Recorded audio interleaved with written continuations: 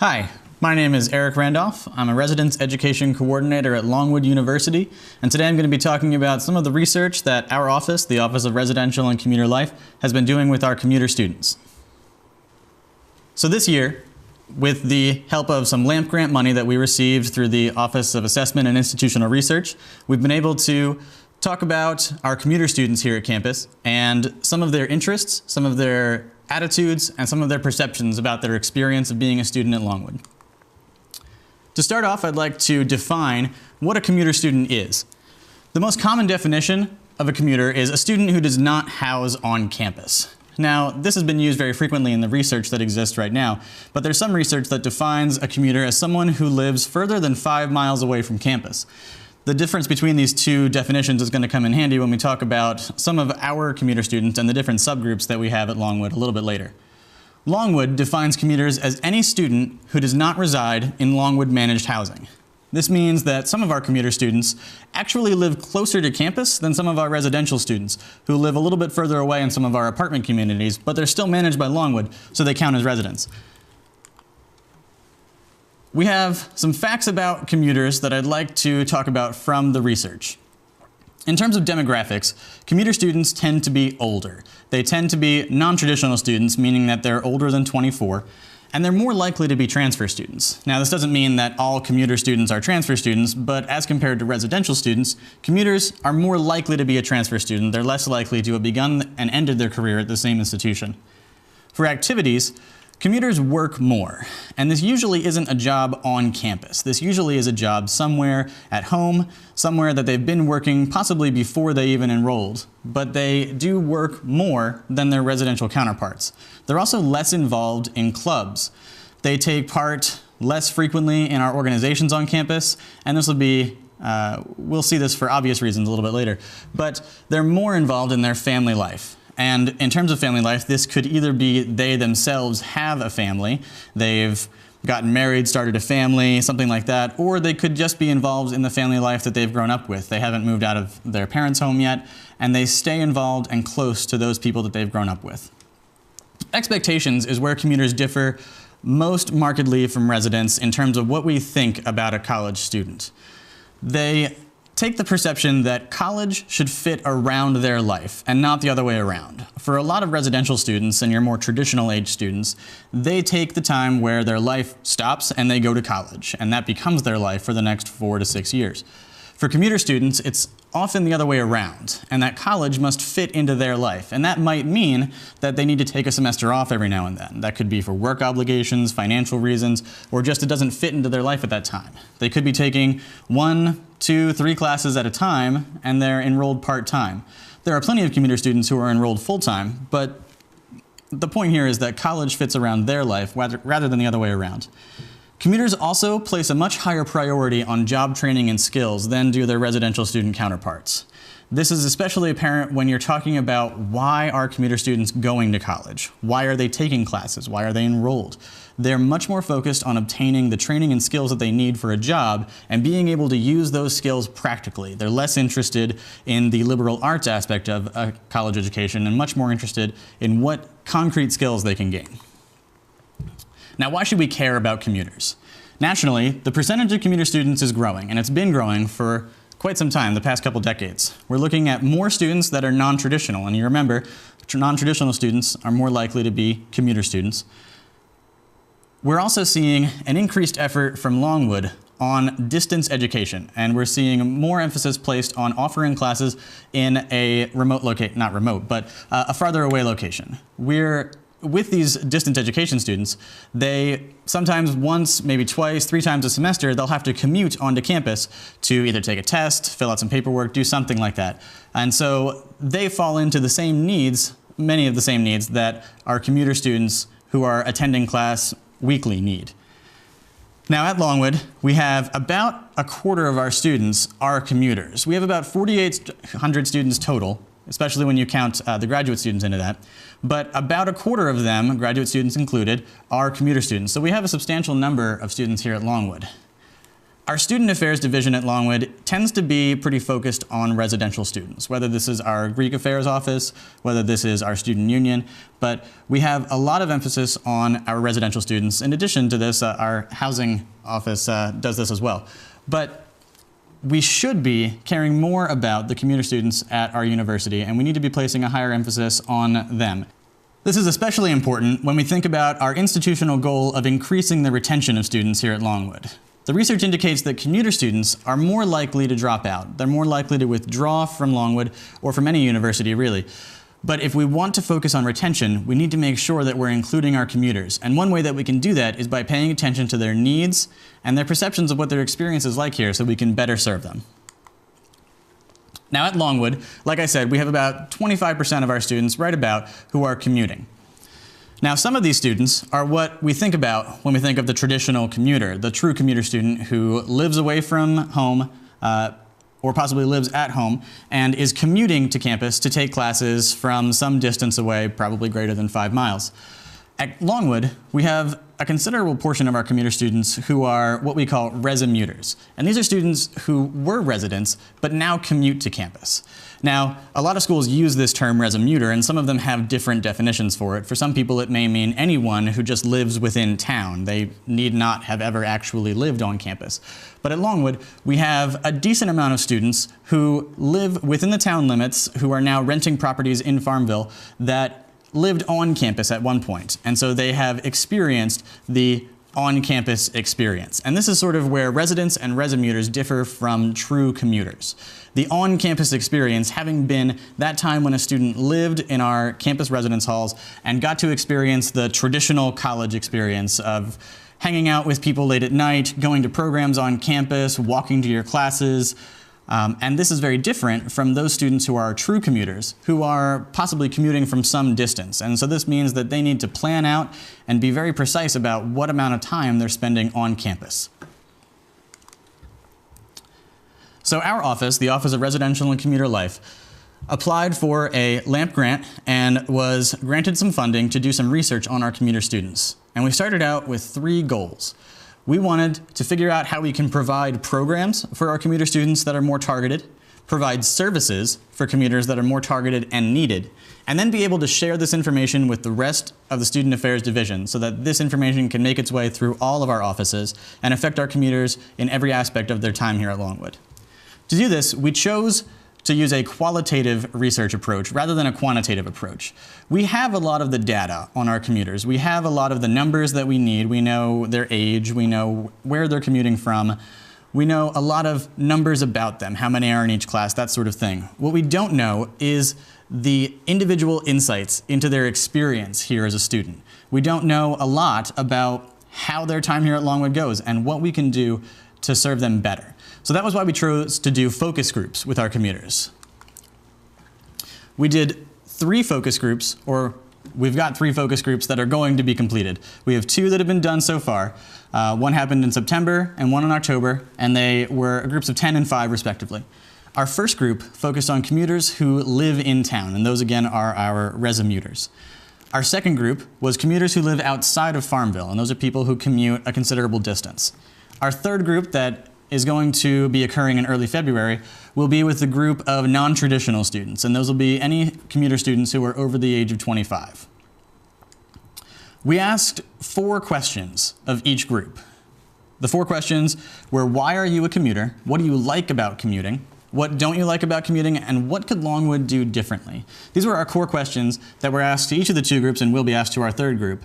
In addition to this, we asked different questions for each group. So for our first group, the resomuters, people who live in town, that focus group occurred very early in the semester. And so we asked them, how was your experience coming back to Longwood? What was it like at the very beginning of the semester? How did the university welcome you as a commuter?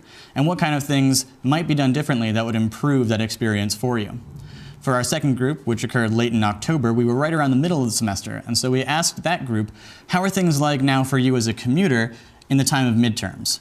How are your academic stresses adding to your stress of being a commuter? And how is that experience different for you than you imagine it might be for a residential student? And for our non-traditional age students, we're going to be asking questions about what is your family life like? How does that interact with your college experience? Do you have a career in addition to your time here at Longwood? Have you had to put that on hold? What sort of stresses and what sort of unique experiences does that give you?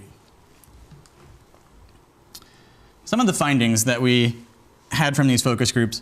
To begin with, I'd like to talk about some of the positive aspects that each group discussed, the two groups that we've had so far. Now, a lot of them mentioned no roommates, not having an RA to tell them to be quiet, having their own bathroom, a lot of those sorts of things. And what these really got to was having more autonomy. Both groups talked about extensively having the ability to exert that control over their own life and being able to make decisions for themselves. A lot of them honestly liked the task of taking care of their own finances, of having to budget, of having the responsibility of paying bills and gaining that life experience for when they would end their time as a student and move on into their lives. One person even said that being a commuter better prepares you for the real world. I would argue that, both sets, residents and commuters, get prepared, but it was interesting that that was the perception. In addition to the sense of autonomy that they gained, there was the frequent mention of saving money. A lot of them said that there was very little incentive for them to buy a meal plan when they had budgeted it all out, that they would be saving money by not buying a meal plan and making their own meals. They talked about saving money in terms of the fees for living on campus, how expensive it was to house on campus versus get an apartment off campus. They talked about saving money because of the time that they were able to devote to school and then be back at home and keep their old job. They were able to spend more time working because they spent less time on campus. Part of the keeping their old job was also maintaining their connections to their home. And in this sense, it was not only maintaining the connections with the people at home, but also perhaps their old job that they had. And in maintaining these connections, they were able to maintain a sense of identity back where they were from, in addition to having now, albeit a sometimes loose identity with the institution. Now, beyond the positive aspects, there were some negative aspects that they mentioned, and the first one and most frequent was parking. Very frequently, commuter students, this was a topic that sometimes had to be encouraged to move beyond, would talk about parking and how there was not enough parking, parking was inconvenient, or that they just didn't feel like parking was a priority for commuters.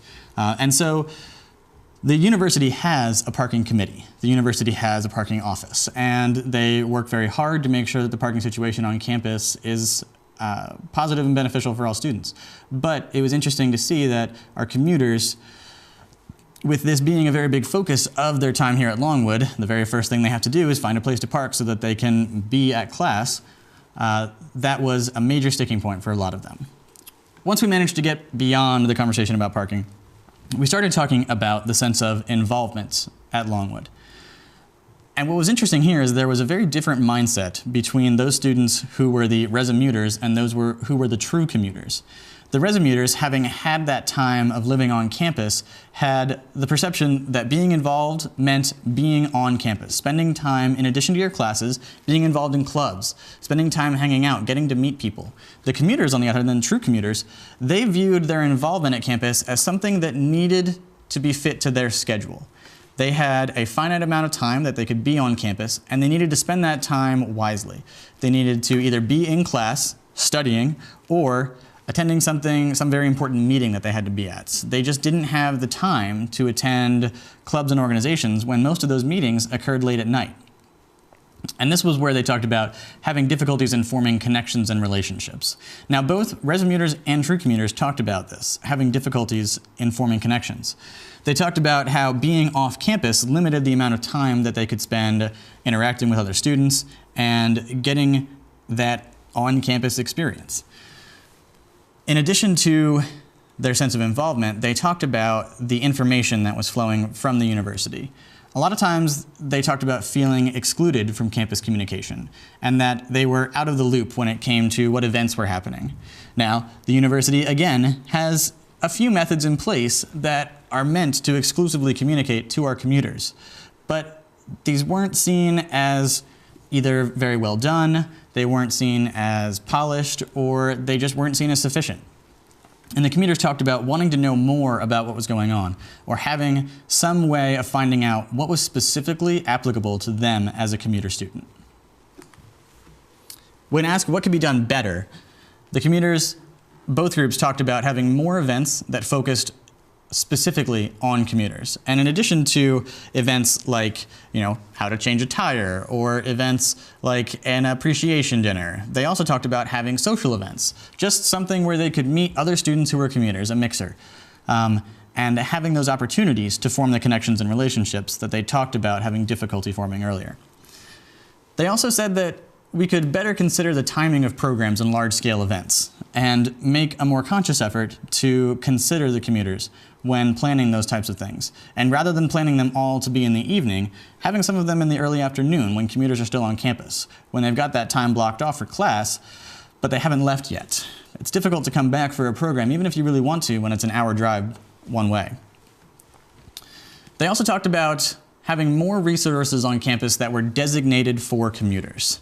Now, what's interesting about this is we have the commuter lounge specifically, as the name implies, only available to our commuter students, and it's right in the student union.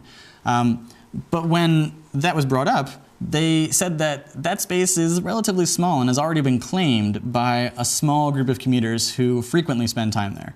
And that if you weren't part of that group from the beginning, it was very difficult to break into that and to find a way to spend time in there without feeling sort of awkward and kind of like an outsider.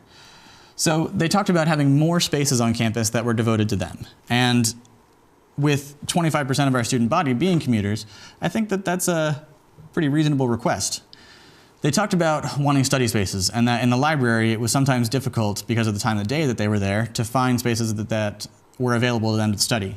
They also talked about potentially having some advertising boards that only advertised commuter events. And again, in the commuter lounge we have one of those, but is it visible to students who don't go to the commuter lounge? And of course the answer is no. So talking about how we could do that better. Now, again, there was a heavy focus by our students to find ways to get the commuters to connect not only to the campus, but also to one another. A lot of the research indicates that commuters have more difficulty forming a strong connection with their institution. And these are for obvious reasons of not spending as much time there, not being able to attend, athletic events, spirit rallies, those sorts of things. So it's more difficult for a commuter to form that sense of identity with their institution. And this isn't just a Longwood problem. It extends well beyond our institution, but to most other institutions with commuter students. And so it was very interesting to see that there was a strong desire to have that opportunity to form connections and to be able to meet with one another and to relate to one another who are experiencing similar things. The commuters go through very similar experiences. But within this group, I think it's very important to talk about these subgroups that exist and the way that the resumuters and the traditional commuters differed from one another in why they wanted to connect or what they were willing to do to connect. Now the resumuters, some of them living very close to campus, it's really not a very big issue for them to come back to campus and to find ways to meet people or to spend that time and get back on campus. But for the traditional commuters, it's much more difficult, yet the desire was still there. And I think that's incredibly important to note, that regardless of whether they were a resumuter or a true commuter, the desire was still there to have that connection. And I think that that's something that we need to capitalize more on. I think one of the ways we can do that is by improving our outreach and communication. There need to be better ways to target the needs of commuters and have more modes of communication with them.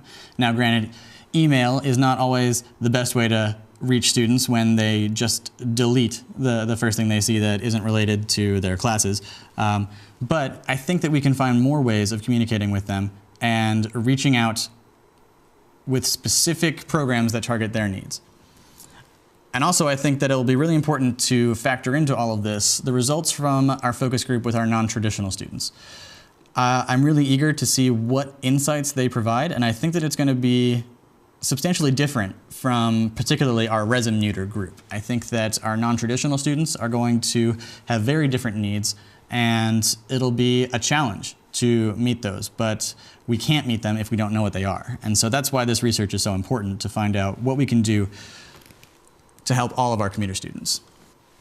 So I'd like to conclude with a few recommendations about what I think Longwood could do to improve our programs and our services that our commuters need. We can continue our trend of reaching out to our commuters. Over the past few years, we have been using more methods of reaching out to our commuters and trying to communicate with them. But I think that we can do that in more ways. Perhaps there's ways that we can engage social media. Perhaps a Facebook group for the commuter students would be a way of reaching out to them. But we need to find ways of reaching out to them where they are and improving our means of communication. We also, on the other side, need to offer our commuters more opportunities to voice their concerns. Without the data on their experience, without the data on their personal insights, we only have the numbers, and we can only do so much with those. So we need to focus on offering those opportunities for commuters to voice their concerns. In addition to that, we need to be providing programming that focuses on social events. The desire is there, and we have that desire straight from these focus groups telling us that they want social events. And so there's really a very obvious choice there to start providing that programming for them. We need to make sure that we're also finding ways to engage our true commuters and not just our resumuters. It turns out that a lot of our programming efforts that apply to our residential students also easily translate over to our resumuters. So it's very easy to assume that our efforts are reaching out to our commuters when some of them are coming from our non-Longwood managed properties. But these programs aren't reaching out to our true commuters, and they aren't offering the programs and services that they need. In addition to this, as always, we need to be making sure that we're incorporating learning into our programming for our commuters. Our Residential and Commuter Life Office does a great job of doing this for our residential students, and we need to make sure that it's also a focus for our commuter students as well. So thank you very much, and I think that Longwood University is well on track to increasing and improving the services and programs that it offers to its commuters. I think that we have work still that we can do, and hopefully with research like this, we can improve. Thank you.